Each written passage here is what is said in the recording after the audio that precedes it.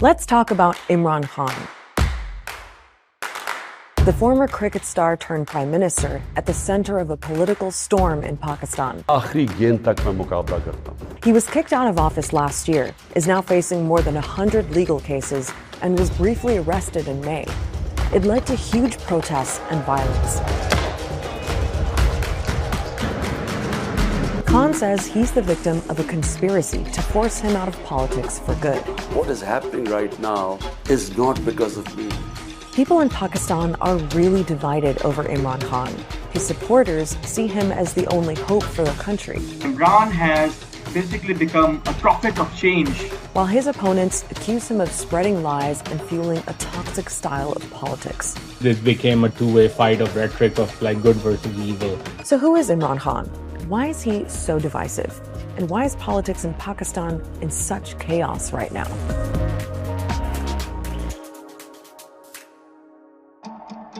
First off, let's run through Imran Khan's backstory. He was born into an upper-class family in Lahore and went to an elite high school. He studied at Oxford University in England, but it was his cricketing career that made him into a superstar.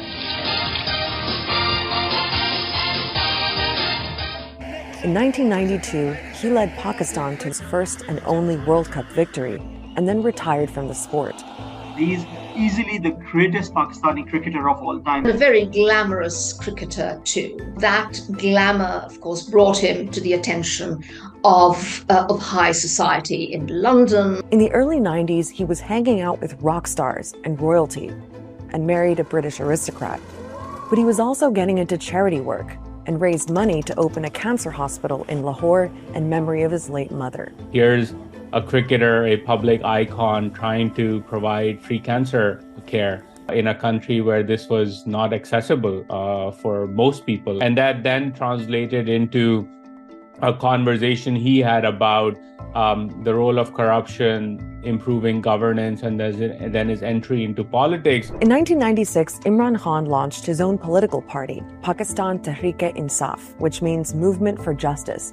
He styled himself as an outsider on an anti-corruption mission, but his political career didn't really take off until 2011. That's when he held 2 rallies in Lahore and Karachi. Tens of thousands of people showed up. He was promising to bring a new kind of politics to Pakistan. And 7 years later, that message helped him get elected as prime minister. मैं ये आपके सामने ये pledge करता हूं कि इंशाल्लाह ये एक बिल्कुल आप मुख्तलिफ किस्म की पाकिस्तान में गवर्नेंस देखेंगे. Now, until Khan came on the scene, Pakistani politics was dominated by 2 parties and 2 families. The Bhutto family, which is linked to the PPP, and the Sharif family linked to the PMLN. That's the party of the current Prime Minister, Shehbaz Sharif. For years, the 2 sides have been alternating in power, a pattern that Khan was determined to break. To demolish what he called the grip of dynastic politics in Pakistan. He's very popular among young Pakistanis who do not see the old guard as being representative of their ambitions and aspirations. He's also popular among middle and upper middle and elite classes. They are of the view that Pakistan have been harmed by the politically corrupt elite for too long, and Imran is our hope. Now, there's another layer in Pakistan's politics that you need to know about, and that's the military. Since Pakistan's independence in 1947, there have been several military coups, and generals have ruled directly for 33 years in total. But when there's been a civilian government, the military still plays a big role behind the scenes. They have like such a strong, influential meddling going on that no government in Pakistan really gets formed without their involvement. And it seems that was also the case for Imran Khan, that the military was pretty influential in his rise to power. This is something which is acknowledged by the military leadership of that time. People who have subsequently came out after the retirement and acknowledged and confessed that yes, we have helped Imran win. And Khan actually sold himself as a candidate who could work with the military. They were seen as being on the same page. The constant struggle and tension between civil and military establishments in Pakistan was something that people expected would end with Khan coming into power. But it didn't. Here's what happened. So it's 2018, and Imran Khan's just been elected prime minister. It was actually a pretty contentious election, and his political opponents accused him of fraud. But Khan was popular, and for a lot of people, it felt like a fresh start. Remember, his big thing was tackling corruption, something he said was at the root of most of Pakistan's problems. So he went on a massive anti-corruption drive. Many politicians and government officials were arrested. Khan's supporters approved, but his critics said it was one-sided and that he was only targeting his political opponents, though Khan denies that. Order in the house, please. Another criticism was that Khan's approach created a kind of vindictive and divisive political atmosphere. When he made compromise a bad word, you were all in with Khan or you were anti-Khan for whatever reason, that was the conversation. Khan brought with him an extremely divisive and some would say hateful style of politics. Much of that reflected in the language that he used, haranguing his opponents and accusing them of being thieves and crooks. सिर्फ हम जिससे मुफाहमत कभी नहीं करेंगे वो लोग हैं जिन्होंने पाकिस्तान की अवाम का पैसा चोरी करके मुल्क से बाहर लेके गए. Now, the economy was a big issue when Khan was prime minister. He inherited a lot of problems, including a major debt crisis, and he had to deal with COVID too. But the bottom line was that living conditions for most Pakistanis didn't improve under Khan. Inflation soared and the value of the currency fell. As the economic stress mounted, people sort of began questioning, what this hope and change mantra was all about. And I think that began to then erode his popularity. Overall, your democratic, your human rights, these things were being impacted. Politicians were thrown in jail, things like that. But economy was also being impacted. And along with these things, Imran's relationship with military also started fracturing. Now, it's hard to know exactly how Khan's relationship with the military broke down because this is behind-the-scenes kind of stuff. But strains developed after a couple of years with Khan as prime minister. It seems the military wasn't happy about the way things were looking. The economy was in bad shape. And on foreign policy, Khan seemed to be going his own way with a more anti-Western approach. There was a reported disagreement, too, over the intelligence chief, who was supposed to leave his job after 3 years, as per military policy, but Khan wanted him to stay. It was kind of a straw that, if not broke the camel's back, it really made things irreparable from that time onward. It's always been a marriage of unequals. Every time a politician or a political party has allied itself with Pakistan's military, they always get hurt by it.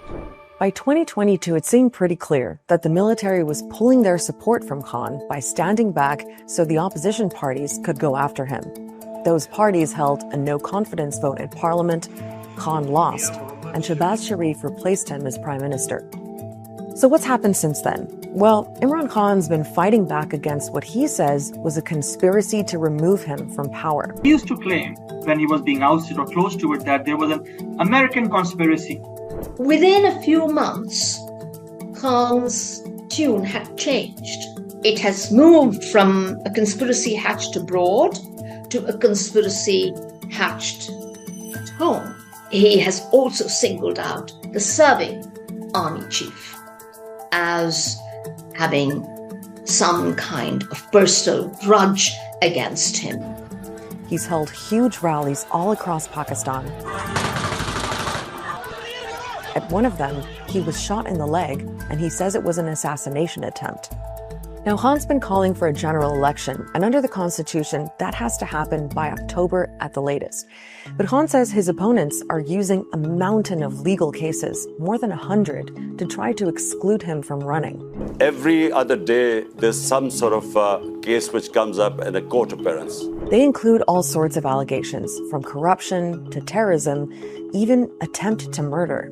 The military establishment, they're too scared for elections because they're scared I will win. So because of that, they're doing everything to make sure that I get out of the race. Being convicted on any one of these would lead to his disqualification, which is, I think, what they are trying for. It all got pretty dramatic in May, when Khan was arrested in connection with one of the cases. Anger against the arrest of Imran Khan has turned into violent confrontations.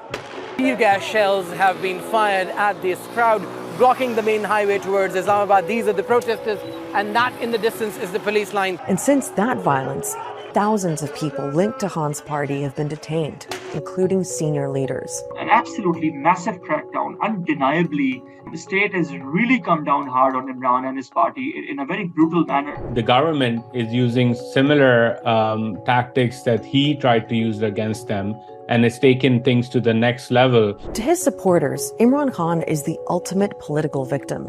And everything that's happened in the last year or so has actually boosted his popularity. ये लोग जितना उसको दोबारा ना अल्लाह उसको ऊपर ला रहा है, अल्लाह इज्जत दे रहा है उसको, अल्लाह लाने वाला है। जो खान साहब कहते हैं बिल्कुल सही है, हम तो अपने लीडर के साथ हैं। By all accounts, Imran Khan today is Pakistan's most popular politician. I think there is agreement that if elections were to be held tomorrow, he would win. So Imran Khan is as popular as he's ever been. And disillusionment with the current government of Shehbaz Sharif probably has something to do with that. There's a full-blown economic crisis. Pakistan is running out of foreign currency and could soon default on its debts if it can't secure more loans. And millions of people are still dealing with the aftermath of last year's floods that left a third of the country underwater. So while this brutal political fight is going on, there are so many other urgent problems stacking up. 4 million people just over a few months have fallen below the poverty line. And I don't think any segment of elite society, politically or institutionally in Pakistan, and that includes the military, has an answer to solving these problems. And that's the real tragedy here. Complete chaos happening. And it's easy to blame Imran Khan for it, or military for it, or this class or that class. And all of these allegations have partial merits. But ultimately, the people who are suffering are the people of Pakistan, the country as a whole.